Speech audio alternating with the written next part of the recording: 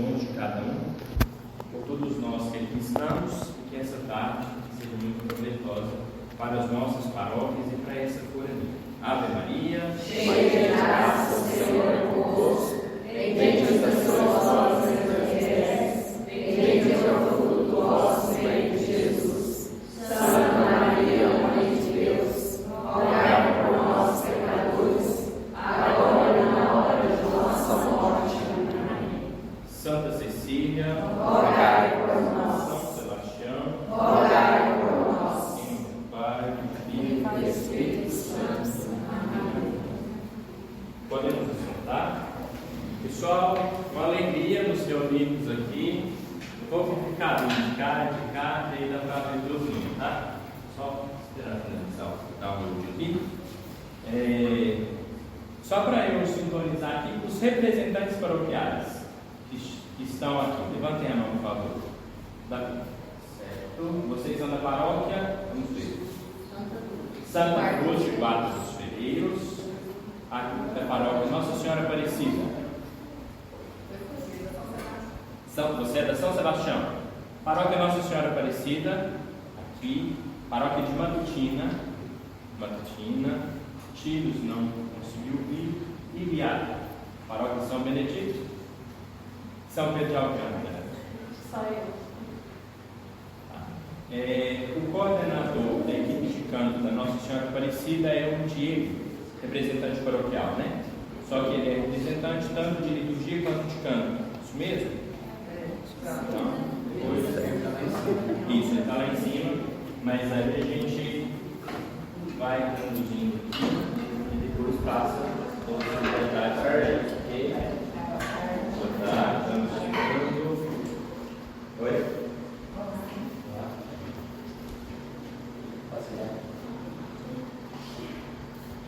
Pessoal, vou fazer uma breve apresentação minha, tá bom? O Padre Marcos deve ter falado, meu nome é Alisson e juntamente com ele estou na comissão de liturgia e canto. O Padre Marcos ficou mais com a parte de canto especificamente e eu, em geral, o Padre Marcos ficou com a parte de liturgia e eu mais com a parte de canto. Tenho 25 anos, sou natural de Presidente Legato, paróquia Santa Rita de Cássia. E participo do coral lá em Presidente desde os 5 anos de idade, 5, 6 anos. Na época eu participava do coral infantil. Depois a Rita, irmã do Monsenhor Antônio Severo. Quem aqui conhece o Monsenhor Antônio Severo? Algumas pessoas conhecem, né? Foi a Rita quem me convidou para participar do coral também da missa da noite, lá na paróquia Santa Rita, eu estava com 10 anos. Depois, ali na faixa dos 13, participei também de coral de EAC, EJC. Quem aqui já participou desses movimentos? EAC, EJC, Encontro de Casais. Né? Então, eu tive essa oportunidade junto ao EAC, EJC. No ano de 2014, eu ingressei no coral do Conservatório de Patos de Minas, onde eu pude participar um ano junto ao coral. Quem aqui já ouviu falar do coral Conservatório de Patos? Quem aqui esteve na ordenação diaconal do Vitor? Ou acompanhou? O coral do Conservatório que cantou na missa de ordenação dele. Foi uma... E na época o Sérgio me pediu ajuda para dirigir o coral também. Nos anos de 2016 e 2017 eu morei em Viçosa, com o período que eu fiz administração, e lá também eu participei do coral e orquestra da UFB. Retornei em 2018. No ano de 2019, com o Padre Frederico, quem foi paroquiano do Padre Frederico aqui? Na época o Padre Frederico, que era o assessor de liturgia e canto.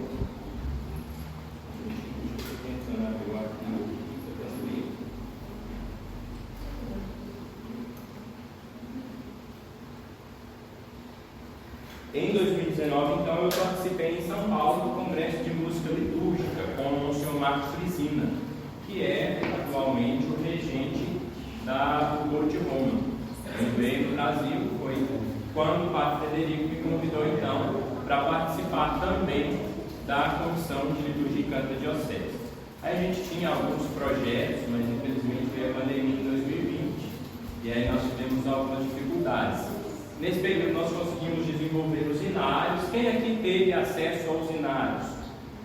Sobretudo de Quaresma, Páscoa, Advento e Natal. Quem aqui teve contato? Muitas pessoas, né? Foi um trabalho que nós fizemos também. Na época fizemos um trabalho com os inários do matrimônio para os casamentos. Depois o Padre Vitor assumiu a comissão de liturgia e canto, mas ainda durante a pandemia nós continuamos então em desenvolvimento destes inários. E agora, no ano passado, o Padre Marcos Vinícius, aliás, nesse ano, o Padre Marcos Vinícius assumiu os trabalhos da comissão de liturgia e canto. E por estar também na minha paróquia, né, a gente tem desenvolvido juntos esse trabalho.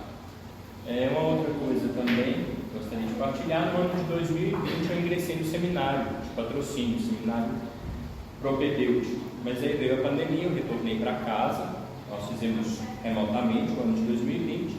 No ano de 2021 eu ingressei no seminário maior em Patos de Minas.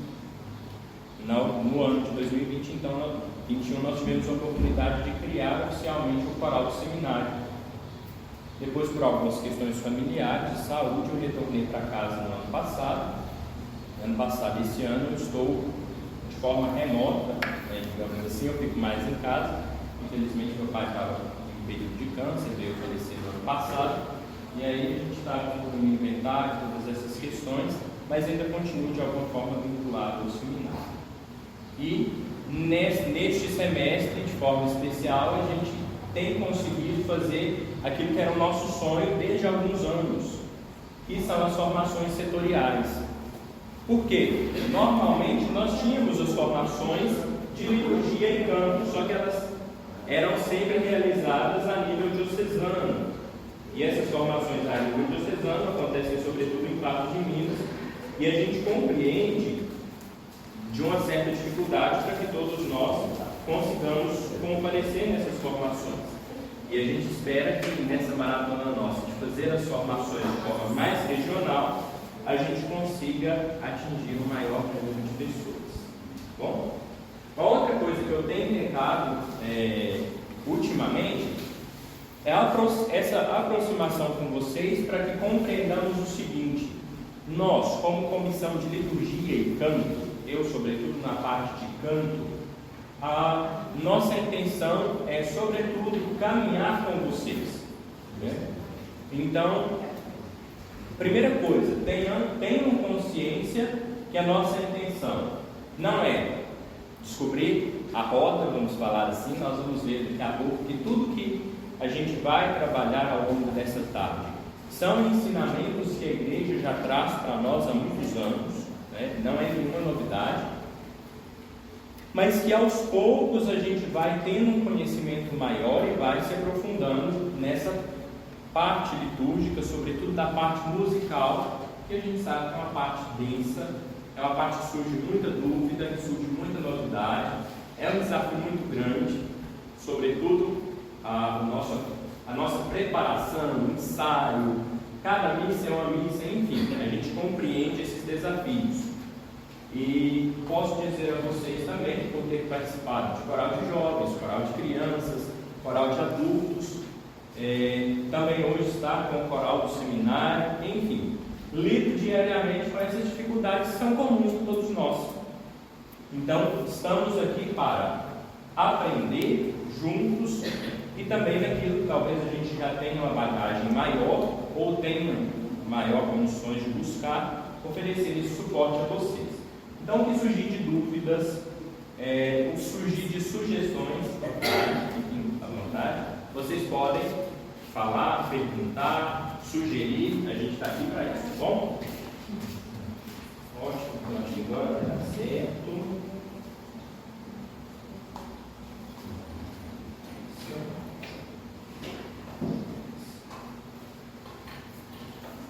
Pessoal, talvez não fique. Alguém tem costume com essa parte tecnológica?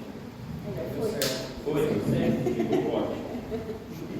Talvez não fique muito nítido aqui os slides, tá bom? Talvez não dê para todo mundo acompanhar, mas eu vou disponibilizar logo no finalzinho da tarde, vou disponibilizar todo esse material para vocês. Aí como que eu vou fazer? Vou mandar para os coordenadores paroquiais, para os representantes paroquiais, e os representantes paroquiais enviem para os demais o material, combinado? Também vou enviar alguns outros materiais que aos poucos eu vou falando que vai ser um material disponibilizado para vocês, tá bom? E aí, aproveitando, o que nós fizemos para tentar manter esse contato com vocês?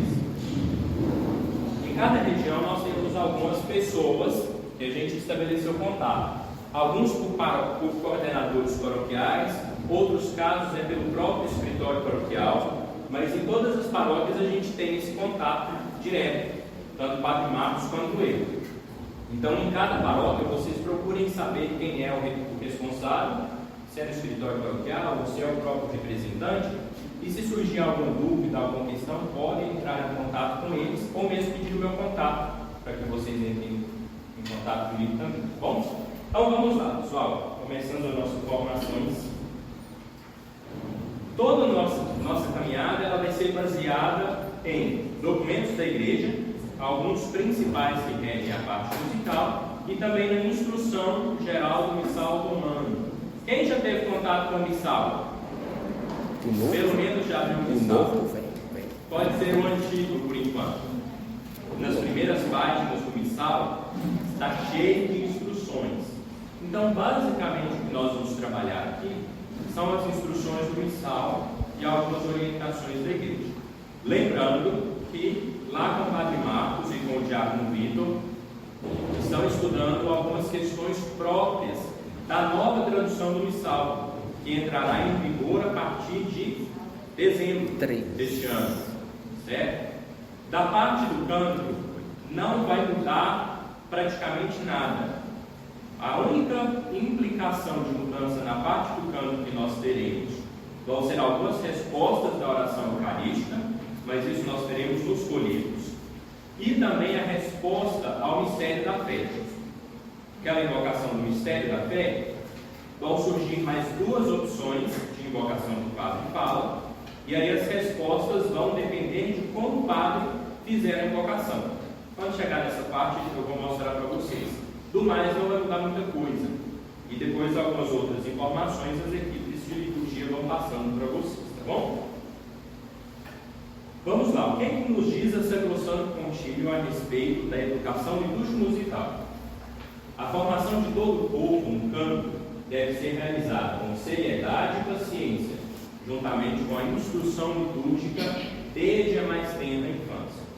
Ou seja, vocês acham que a formação musical e litúrgica é coisa simples? Não é, né? É muito conteúdo, é uma coisa muito séria, porque a gente está falando aqui do ápice da vida cristã, que é a celebração da Santa Missa. Por isso que exige que essa formação seja de forma séria, porque é uma coisa também séria, ou seja, exige de nós uma responsabilidade muito grande, mas também paciente. É uma formação que vai a vida toda, por isso o próprio documento nos indica, desde a mais tenra infância. Ou seja, lembremos que quando esses documentos foram escritos, em grande parte das escolas eram escolas católicas, que era mais fácil de, mesmo nas escolas, já começar a se ensinar a educação musical e litúrgica. Hoje em dia, de onde que a gente espera que essa educação musical e litúrgica comece? Na catequese, nas nossas famílias, na verdade, em primeiro lugar, nas nossas famílias. Na catequese, uma outra iniciativa muito válida, os corais infantis. Quem é que trabalha com coro infantil? São Gotardo mesmo tem, né? Lá na quarta trabalho, mas não está aqui. Certo. Então, inclusive, já vou passar para vocês uma orientação básica a respeito dos corais infantis. Eles são de grande importância na vida litúrgica da comunidade, inclusive na manutenção das nossas equipes de canto. Quem aqui tem dificuldade na paróquia com cantores e tocadores? Todo vai começar? Lá. Nos corais Os pequenos. Os corais infantis são grande oportunidade para isso. O que eu quero chamar a atenção? As tradicionais missas das crianças, elas têm algumas características próprias. Tá? Então, algumas coisas que a gente vai ver aqui não se aplicam com toda a propriedade à missa das crianças, porque na missa das crianças tem uma ou outra exceção, mas as exceções para a missa das crianças são mínimas. Porque quando a gente olha, inclusive eu tenho aqui um documento próprio para a missa das crianças, e ele nos diz o seguinte: a função da missa das crianças é introduzir as crianças com as suas famílias no espírito da liturgia e prepará-las para participar da plenitude litúrgica. Às vezes a gente pensa que a missa das crianças pode ser só oba-oba, aquela coisa bem leve, quando na verdade a gente tem que introduzir na vida daquelas crianças e das suas famílias os mesmos elementos da vida litúrgica de toda a comunidade, para que elas comecem a compreender e participem colhendo os frutos da liturgia como um todo. Tá? Conseguimos compreender um pouquinho aqui sobre a missa das crianças? É claro que uma ou outra coisa deve ser adaptada, inclusive em questão de repertório, mas sempre com essa consciência de levar a uma plena participação da liturgia da igreja, que não é uma missa à parte, é a mesma missa, a mesma liturgia, com características próprias que levam as crianças, com suas famílias, a em um momento oportuno, participarem da plenitude da vida litúrgica. Ok? Talvez seria interessante a igreja trazer algum profissional ao seu espaço ou em outro lugar, pelo menos umas 2 vezes por mês, para poder capacitar essas crianças, para poder, com certeza, no futuro, elas serem tocadoras aí das missas aí, que realmente necessita muito de tocadores, de cantores aí, a igreja desenvolvendo um projeto. Para isso talvez seria interessante também, não só aqui em São Gotardo, mas em todas as cidades. Se é possível essa ideia, ou já existe ou não? Não existe. Seria, vamos dizer assim, a saída, uma das possíveis saídas, mas hoje eu vejo como uma coisa muito complicada, por vários fatores, inclusive já adianto a vocês. Primeiro fator, disponibilidade de profissionais para isso. Né? Presidente Olegário, do lado de Patos, a gente não consegue profissional para isso. Na nossa paróquia, um dos nossos sonhos é isso. Por quê? Um dos cuidados. O músico litúrgico, ele não é o mesmo músico do conservatório. Ele requer características próprias e um estudo próprio para isso. Porque senão a gente corre o risco de ensinar a tocar na igreja com a mesma técnica que se usa na música popular, na música de batismo, por aí vai. O primeiro empecilho que nós temos hoje, agora, que devemos caminhar para vencer isso. E um segundo que vai da realidade paroquial de cada lugar. Orçamento. Conseguir o professor da própria abertura do padre. Certo? Então, o que eu sugiro a vocês? Que procurem iniciativas dentro da sua própria paróquia e dentro das condições que cada um tenha, sem depender tanto de uma estrutura maior. E aí dou alguns exemplos. Na internet a gente já começa a achar alguns cursos, inclusive no final eu vou indicar para vocês alguns canais seguros que ensinam técnica vocal, técnica de instrumento, para que a gente consiga, à medida do possível, desenvolver, vocês no caso, consigam nas suas paróquias desenvolver isso, sem depender de uma estrutura maior que talvez não consiga fornecer isso a vocês agora. Conseguiram compreender a situação? Conseguiram?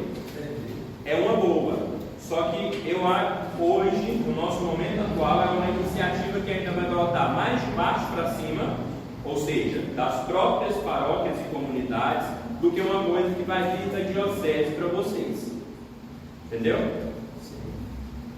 Nós estamos sim trabalhando em alguns planejamentos para fornecer alguma coisa a vocês, mas isso é a longo prazo. Então, pois não. Eu venho da diocese de Goiás, da cidade de Goiás,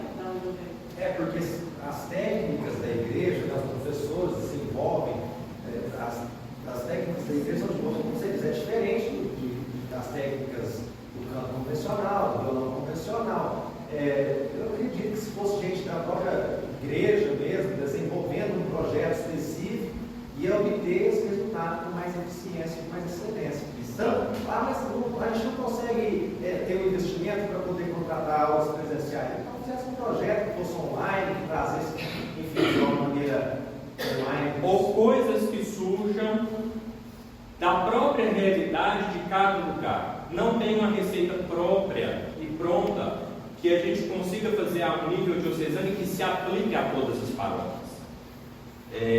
Então eu acho que assim, nós vamos continuar caminhando agora na formação, a partir de tudo que a gente for vendo, já vão pensando como aplicar isso na vida de vocês, na vida paroquial, tá?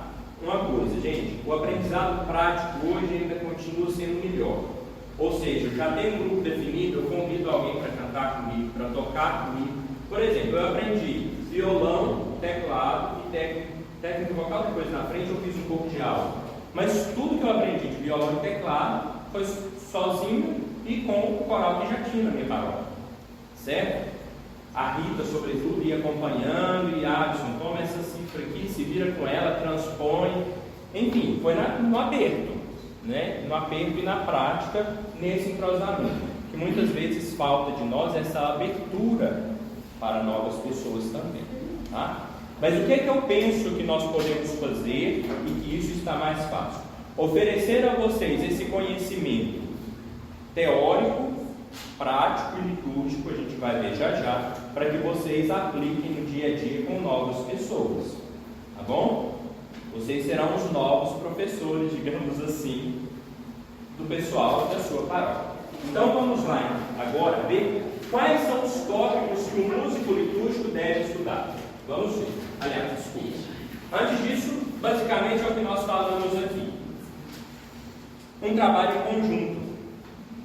E aqui os próprios documentos nos indicam o seguinte: tercial no coro, ou capela, ou escola cantória. Quem são esses nomes? Tudo, se a gente for traduzir, está em grupo de música, ou coral. E dele se cuidará com diligência, ou seja, com cuidado, sobretudo nas catedrais e outras igrejas maiores. Quando a gente fala desse tipo de coro, a gente fala desses coros, digamos, mais profissionais, que lidam com abertura de vozes, com partitura, com repertórios mais densos. Mas veja, continuemos. Tanto é que, assim, só um parênteses. O que foram os nossos últimos passos na diocese? Nós criamos o coro do seminário e temos cuidado com certo carinho do coral que canta na catedral, que hoje nós ainda não temos um coral diocesano, é o próprio coral do conservatório que em algumas ocasiões canta na catedral, mas a gente tem já trabalhado, né, para que nessas celebrações maiores da nossa diocese, como foi o caso da ordenação dos diáconos, a gente tenha a presença desse coro.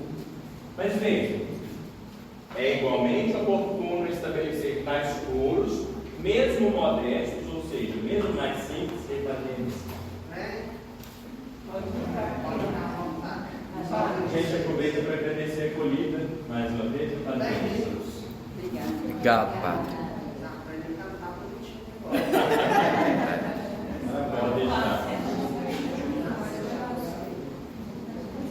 Obrigado, Padre. Então veja, mesmo nas igrejas pequenas, como que a gente vai conseguir fazer isso nas igrejas pequenas? É esse trabalho de formiguinha, de pouco em pouco, no simples, mas dando o nosso melhor. Porque às vezes é comum a gente se acomodar, né? E quando a gente se acomoda, o que acontece, inclusive? A gente se sobrecarrega. Porque às vezes a gente acha mais fácil a gente assumir uma missa sozinho, do que ter todo aquele trabalho para chamar mais pessoas, ensaiar. Com isso você tem que escolher as músicas com mais antecedência. Ah não, agora se é só eu ali, ou eu e minha esposa, a nossa dinâmica é muito mais fácil. Só que aí depois lá na frente o que acontece? Eu sobrecarrego, porque talvez não tenha outra pessoa para me substituir. E de certa forma a gente compromete mesmo a parte de a parte participativa da música litúrgica. Compreendemos? Nós vamos ver, quando a gente for falar do canto de entrada, eu deixei bem claro que não é errado que tenha apenas um cantor. Na verdade, é pedido que tenha pelo menos um cantor.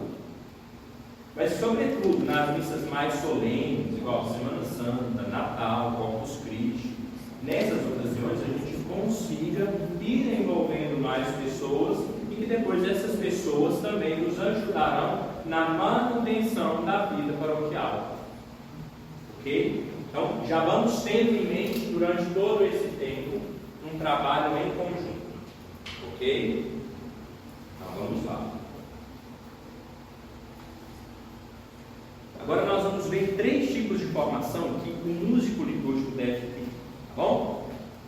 Além da formação musical, deve ser dada formação litúrgica e espiritual adequada aos membros do coro, de modo que o desempenho adequado de seu papel litúrgico não apenas melhore a beleza da celebração e seja um excelente exemplo para o coro dos fiéis, mas trarão benefícios espirituais aos próprios membros do coro. Ali nós falamos de 3 tipos de formação. Me ajudem a identificar quais são essas 3 formações que nós devemos ter. A primeira, formação musical. Se nós somos músicos, a gente tem que ter formação musical. Concordam comigo? Sim. O que vai entrar na formação musical? Quem é que toca instrumento? Certo, levanta a mão aqui para ter uma noção. Para quem toca instrumento, o que seria uma formação básica do instrumento? Como usar o instrumento? Como tocar o instrumento na missa? E aqui, gente, não estou falando que a gente precise ser profissional. Mesmo, por exemplo, no violão eu só arranjo, eu sei muito pouco de violão. Eu sei, é aquela coisa que às vezes você não sabe, não dá conta de tocar num tom e você transpõe e usa o capotraste. Então, ou o famoso preguiçoso que a gente chama lá na minha paróquia. Né? Mas justamente saber adaptar o nosso conhecimento àquilo que a liturgia pede. Certo? Às vezes, como tocar o violão? Algumas não deu certo trazer o violão hoje, mas por exemplo, tem gente que consegue tocar dedilhado. Já ouviram? E é belíssimo, sobretudo nas liturgias, quando a gente consegue quem toca de forma dedilhada. Mas é difícil. O mais comum hoje em dia é quem toque batido. O que a gente sugere a essas pessoas? Uma batida um pouco mais suave. Suave não quer dizer lento. Então, por exemplo, é melhor que você aumente um pouquinho o volume na mesa e toque mais suave do que você deixar o volume baixo e rasgar a mão do violão com aqueles batidos que se assemelham mais a certos estilos musicais que são comuns no sertanejo, por aí vai. É bom que nós sabemos adequar ele ao que sabemos. E a gente aos poucos vai caminhar para uma parte mais prática em formações posteriores, com a graça de Deus, ok? Para quem canta, por exemplo, formação básica que estaria englobada nessa parte musical. Como utilizar os equipamentos sonoros? Vou dar um exemplo do microfone, que nós não temos um microfone. Mas como que é o segundo microfone?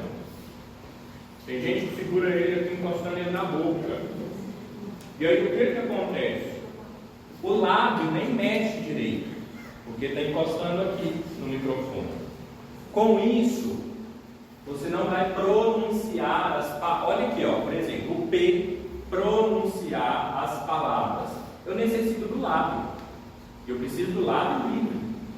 Se eu encosto o microfone aqui, além de ficar aquele som abafado, na hora que eu fizer o som do P e do B, vai dar um estrondo. E a voz vai sobressair de todo mundo.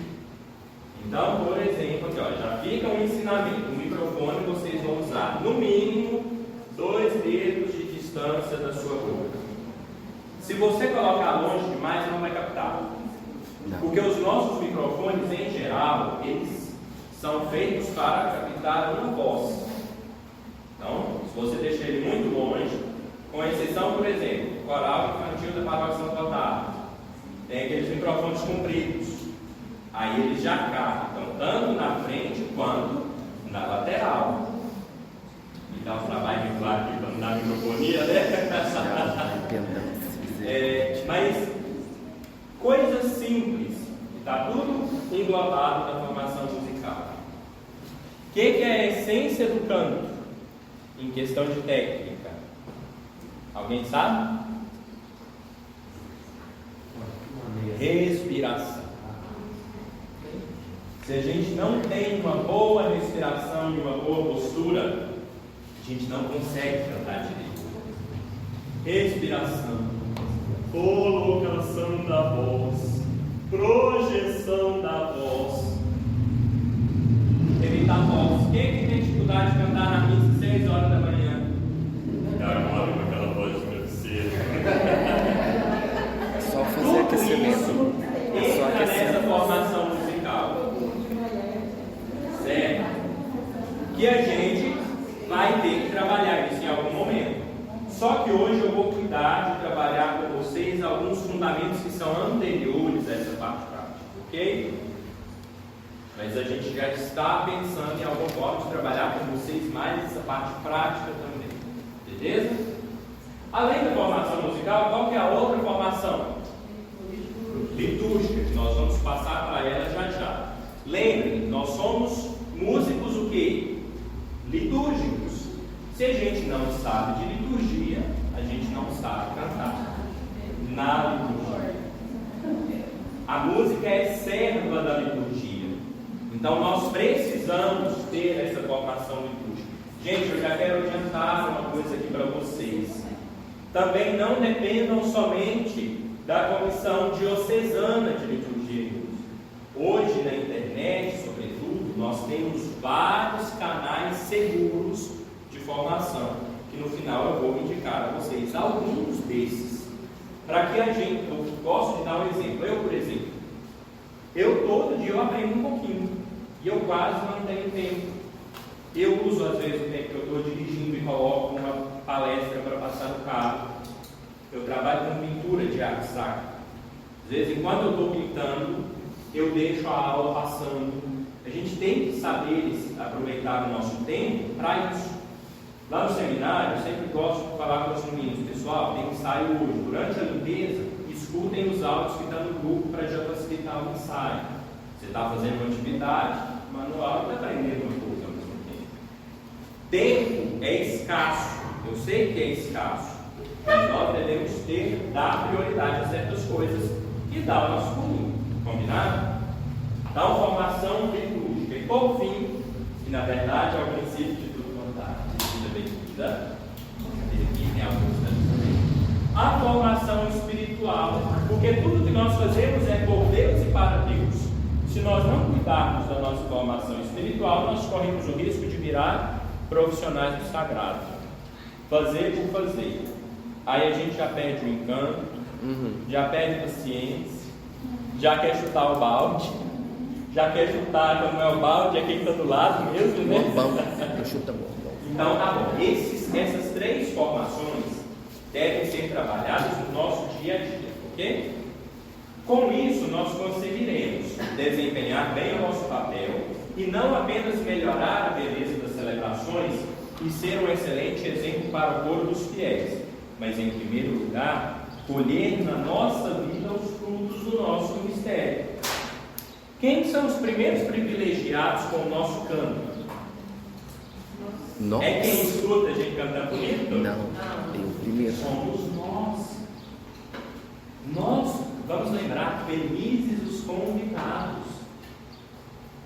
Então, quem primeiro tem que aproveitar disso de forma espiritual somos nós. Quantas alegrias a gente não vive no nosso canto, né? Ou quantas vezes a gente está naquele período difícil da vida, mas que o nosso sustento é o nosso canto. Eu gosto, até citar esse exemplo, né? O período que eu estava no seminário, 2021, foi um período muito conturbado. Eu estava no seminário, Patos de Minas, até tinha de Presidente Alegado. Meu pai em casa já, em estado avançado do câncer dele, né? Então, volta e meia eu estava lá, ligava Alisson, corre para Presidente, corre para o hospital.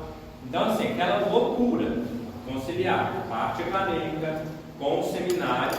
Na época a gente ainda estava ensaiando para a ordenação sacerdotal do Padre Marcos, que foi o coral do seminário que cantou, mais o coral do seminário. Gente, ensaio era meu refúgio. Eu nem via ensaio passar. Quer ver a Adson esquecer de telefone? Eu estar no ensaio. Eu nem lembro que telefone existe. E vocês sabem, o telefone é a maior distração que a gente tem, né? Por uma coisa fazer a gente esquecer de telefone, realmente a gente se coloca na presença de Deus fazendo algo que a gente gosta. Isso é a oração. Santa Teresinha já dizia isso, né? Não basta ser grandes coisas, basta que sejam feitas com amor. Então, cuidar disso, fazer, mesmo no nosso corpo, com amor. Hoje, retomamos em nossa diocese essa caminhada formativa, abrindo caminhos para que cada um de vocês assuma essa responsabilidade em seu serviço. Nós, eu, Padre Marcos, nós não somos responsáveis pela responsabilidade de cada um. Nós damos um apoio, um suporte, um incentivo para que vocês, aos poucos, caminhem sozinhos. Vamos pensar na criança que está aprendendo a andar de bicicleta com rodinha. A gente é a rodinha. Vocês têm que ficar livre dela para andar sozinho. Vai cair de vez em quando. Erra aqui, erra acolá, acerta aqui, acerta acolá. Caminhando e cantando, seguindo a canção. Então vamos lá. Se a gente está falando da missa, do canto na missa, primeira coisa, gente, nós precisamos compreender o que é esse mistério da nossa vida, que às vezes a gente participa sem ter a consciência plena daquilo que a gente está participando. Por isso eu trouxe aqui uma citação do Papa Francisco, que foi falada na audiência geral em 2017, no dia de Santa Cecília, padroeira de quem? Os músicos. Os músicos. Santa Cecília, rogai por nós. Santa Cecília, rogai por nós. Olha o que o Papa Francisco falou, gente, que interessante. Isso aqui, eu trouxe o Papa Francisco porque é o nosso Papa atual, um Papa considerado, de certa forma, até flexível, com muitas coisas, mas ele simplesmente sintetizou o que a Igreja já ensina há séculos. A missa é o memorial do mistério pascal de Cristo. O que é o memorial pascal de Cristo? Sua paixão, morte e ressurreição. Então a missa é o memorial do mistério pascal de Cristo. Ela torna-nos partícipes, ou seja, participantes da sua vitória sobre o pecado e a morte, e confere pleno significado à nossa vida. O que confere pleno significado à nossa vida? A missa. Já dizia, acho que inclusive Padre Pio, que a gente celebra hoje, seria mais fácil o mundo viver sem o sol do que sem a missa. Quando vamos à missa, é como se fôssemos ao Calvário. A mesma coisa. Mas pensai, no momento da missa vamos ao Calvário, e aqui eu peço a vocês, usem a imaginação à medida que eu vou lendo o que o Papa diz. Imaginem a cena, vocês indo ao Calvário, e sabemos que aquele homem ali é Jesus, crucificado, dando a sua vida por nós. Mas será que nos permitiríamos conversar, tirar fotografias, dar um pouco de espetáculo? Não. Porque é Jesus. Certamente estaremos em silêncio, no pranto e também na alegria de sermos salvos. Quando entramos na igreja para celebrar a missa, pensemos nisso. Entro no Calvário, onde Jesus oferece a sua vida por mim. E assim desaparece o espetáculo, desaparecem as tagarelices, os comentários e essas coisas que nos afastam de algo tão grandioso que é a missa. Triunfo de Jesus. Olha a profundidade disso aqui. Isso aqui é teologia pura e é prática pura. Quando a gente diz que é como se fôssemos ao Calvário, na verdade é o Calvário que ganhamos. A gente aprende na catequese que o sacrifício de Cristo é um só, correto? Pela remissão dos pecados. Qual é o sacrifício dele que nos salvou? O sacrifício da cruz. Quando o padre fala, eis o mistério da fé, e a gente responde, vamos responder junto àquela resposta, anunciamos. Eis o mistério da fé. Anunciamos, Senhor, a vossa morte e proclamamos a vossa ressurreição. Vinde, Senhor Jesus. Vejam, é o memorial do mistério pascal de Cristo. Anunciamos a sua morte e proclamamos a sua ressurreição. Em cada celebração acontece a presentificação desse mesmo sacrifício salvífico.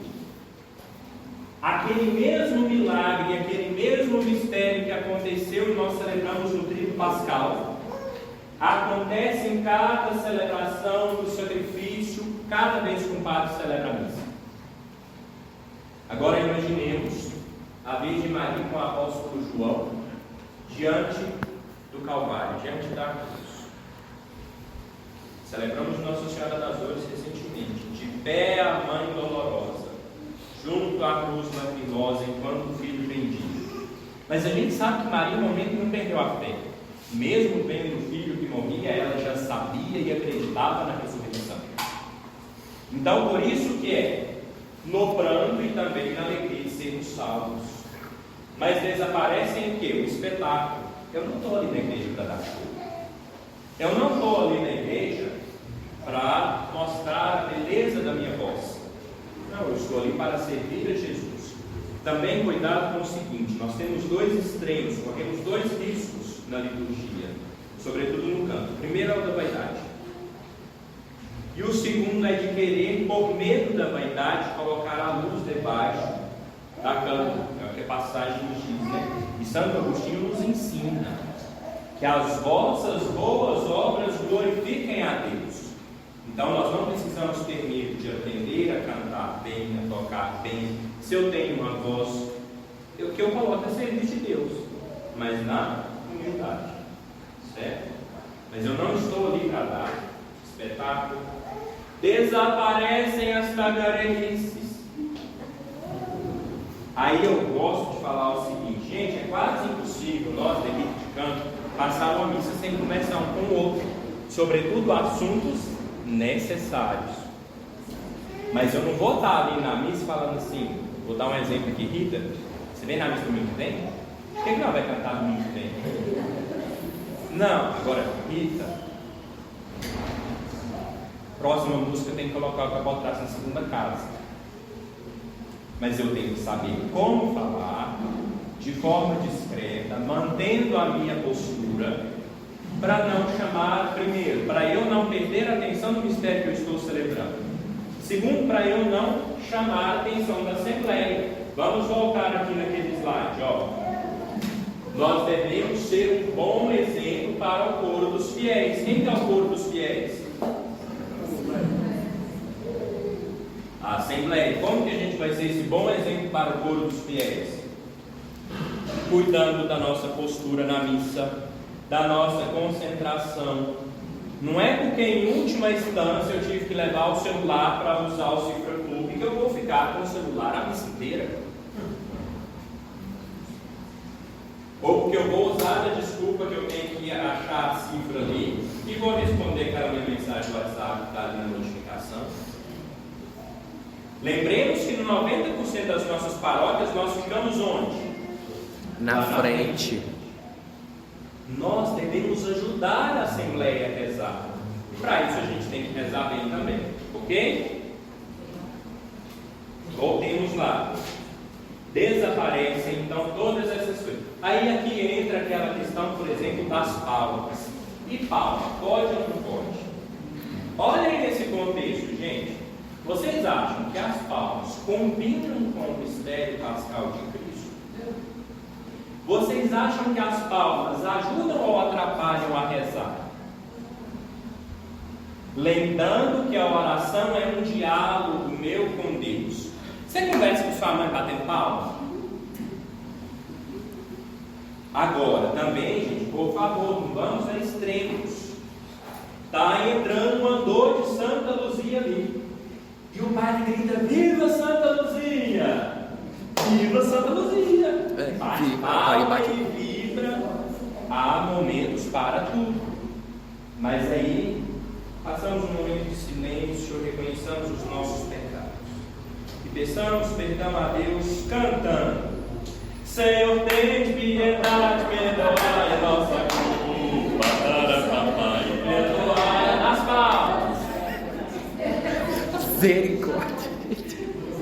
Que paróquia que isso nunca aconteceu, gente? Porque na Bíblia, eu já cantei isso demais. Santo nada, bate palminha. Gente, segredo. Essas coisas que eu estou falando com vocês que é absurdo, eu já fiz isso tudo e mais um pouco, sabe? Tá bom? Então fiquem tranquilos que estamos em casa, tá bom? Continuemos. Resumindo aqui o que é a vigência, que daria um curso de um final de semana inteiro, só para a gente falar da missa. A missa é a presentificação do sacrifício de Cristo na cruz. Tanto é que o mesmo corpo de sangue se faz presente no altar. O verdadeiro servo da música litúrgica deve compreender essa realidade invisível. Inclusive a igreja nos ensina que durante a missa os santos e os anjos se fazem presentes. E ser fiel ao magistério da igreja e ao que ela ensina. Só que para ser fiel a gente tem que aprender. Ninguém ama aquilo que não conhece. Então vamos lá.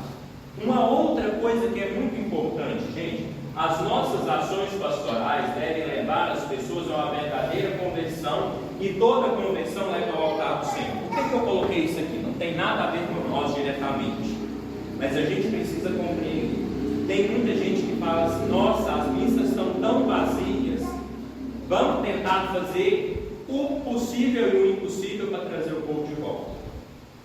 E aí começa a inventar coisa daqui e inventar coisa dali. E a música tem que ser jovem para atrair o jovem, e a música tem que ser de criança para atrair a criança. Não é função da liturgia mudar a liturgia para atrair ninguém. Isso é função de quem? É função da família, é função da catequese, é função das ações pastorais. Encontro de adolescentes, encontro de jovens, encontro de casais, ações missionárias. A missa é lugar de pessoas já convertidas. É claro que a nossa conversão ela vai se aprimorando e continuando em cada missa que a gente participa.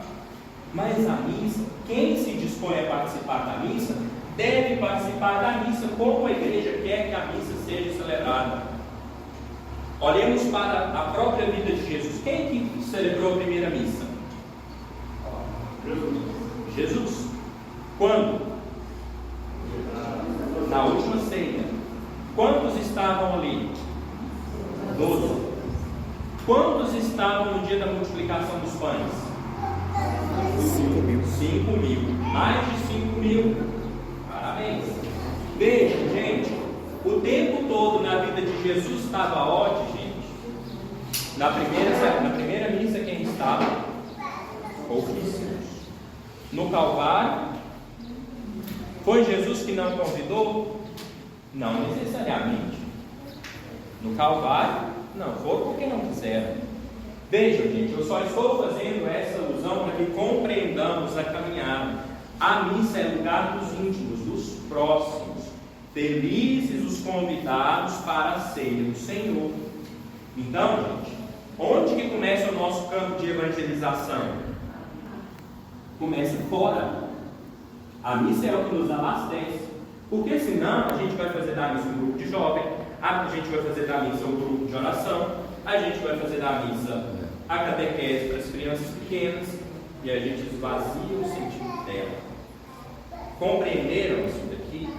Então a missa ela deve ser celebrada conforme a igreja orienta. Lembremos a passagem do banquete do rei. Todo mundo lembra? O rei fez o grande banquete, chamou a galera, e tinha um que estava sem as vestes de núpcias. Vamos ler ali, só esse trechinho. Mas quando o rei entrou para ver os convidados, notou ali um homem que não estava usando veste nupcial. E lhe perguntou: amigo, como você entrou aqui sem veste nupcial? O homem emudeceu. O banquete é tanto o banquete celeste, ou seja, o céu, e essa veste nupcial é o estado de graça que nós devemos estar em estado de graça para findarmos a nossa vida e um dia morarmos na glória celeste, em primeiro lugar. Mas nós nos esquecemos que a liturgia é a prefiguração da liturgia celeste. Participar da liturgia terrestre é uma prefiguração daquilo que viveremos eternamente no céu. E nós, para participarmos da liturgia, devemos estar dispostos a vestir essa veste de núpcias, que é o que a igreja nos pede que usemos e que façamos na liturgia. Seguir, participar deste banquete conforme ele foi preparado para si. Ok?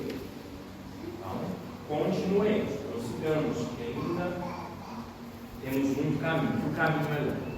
Agora, nós vamos fazer um contexto histórico